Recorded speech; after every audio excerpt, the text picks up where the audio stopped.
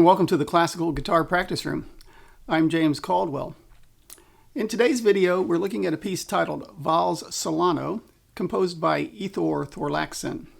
I'm sure I'm pronouncing his name wrong, but he's known as the head of the guitar school in Iceland, and classical guitarists will know that that website is a great resource for free downloadable sheet music.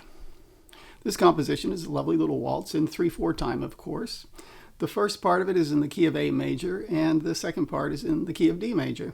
Okay, let's take a look at the first measure here. There's 4 eighth notes, and this is a lead-in measure. Roman numeral 5 at the top tells us that we are in 5th position, and that C sharp is to be played on the 3rd string with finger 2.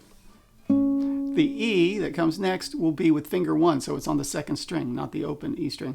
So we have that twice. Next measure, we have A in the bass and F sharp. 4th finger comes down on the 2nd string, 7th fret. Then we have A and C sharp here, finger 3 on the 4th string, finger 2 on the 3rd string. Next measure, we have a low E, 6th string. Then we have those same 4 notes again, C sharp, E, C sharp, E. Now I actually play this last E as the open string, and I'll explain why. So I'll do this. It's because I need to lift my hand for the next chord in the next measure. We have a B with the 7th fret of the 6th string with finger 2, and the F sharp again on the 2nd string, 7th fret. Then we have a G sharp and a D right here.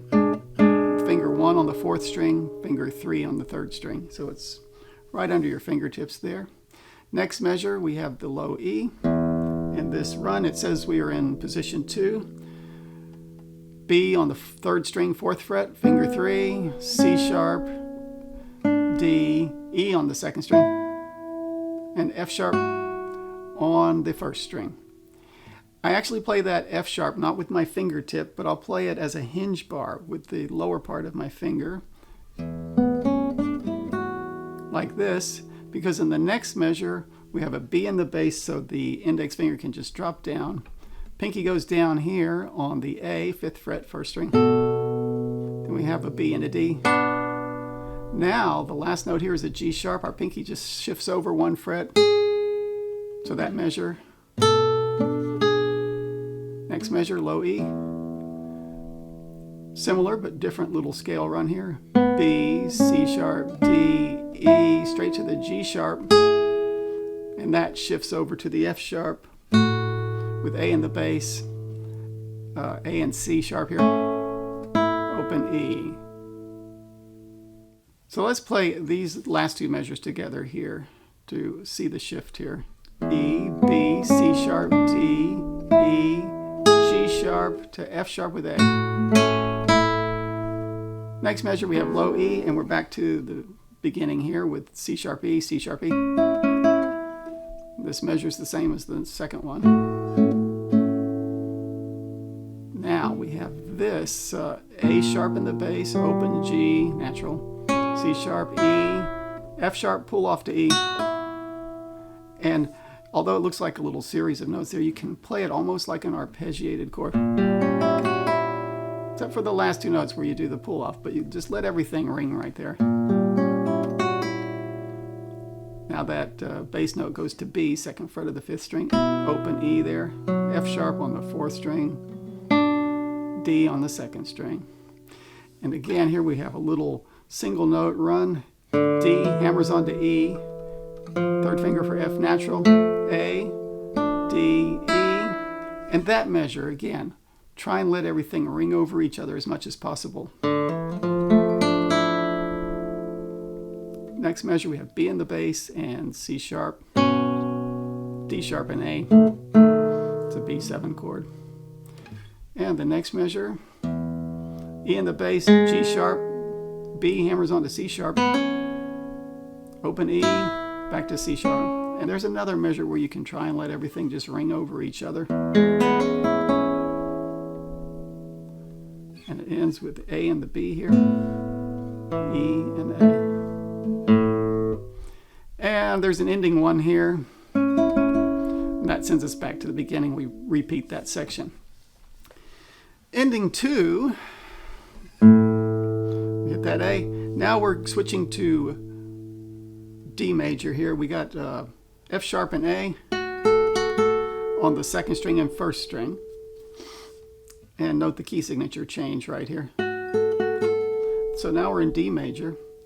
We have B at the 7th fret of the first string with the open D in the bass. And now we have this D and F sharp, fingers 3 and 2, and A right there. Next measure, we're just kind of playing around with this chord here. So all the notes are right here under our fingertips. We go to second position. We have E on the 4th string and A on top. A and C sharp there to G natural. We have A in the bass, and this run here, now we're up in the 7th position. E is on the 7th fret, the 3rd string, and then F sharp on the 2nd string, G, A, and B on the 1st string, so that measure. Next measure, C sharp on top with E in the bass. And we have E and G, and now B. Next measure, we hit the A, and we have a run here in the 5th position. C sharp is on the 3rd string, E on the 2nd string, F sharp, G, A. We have B on top with D in the bass, D and F sharp again, and A. A in the bass here, and then F sharp A, just like the beginning of this section. B on top with D in the bass, D and F sharp, A. Now here's something different, and this is still all in 5th position. Second finger goes down to the 5th string for this D sharp. We have a C natural there, it's under our bar on the 3rd string. F sharp on the 2nd string with finger 3, A. And then we're going to put the pinky down here for the B and pull off back to A. So that's a rather difficult one, but not impossible. Let's try and let everything ring over each other. Next measure, we shift down. We have our 4th finger on A, 5th fret, 1st string, and a low E. A couple of open strings here for G and B. Now this next G, it has a 2 on it. I just like to shift my 4th finger down because it gets us into position for the next measure. 2nd finger goes down on G in the bass, 6th string, B flat, 3rd string, D, 2nd string, open E, D, B flat. So it's just an arpeggiated chord. Next measure, it's a D chord, but G on top, pulling off to the F sharp. A7 chord, A, open G, C sharp, F sharp pulling off to E. And here we have a D and an E, A and D.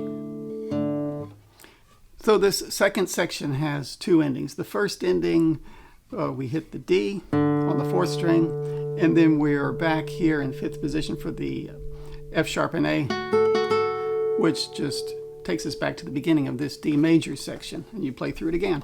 On the second ending, we hit the D, and now we play our C sharp and E, and we're back in the A major section. And the piece finishes out with one pass through this. There's nothing different here, it's all the same.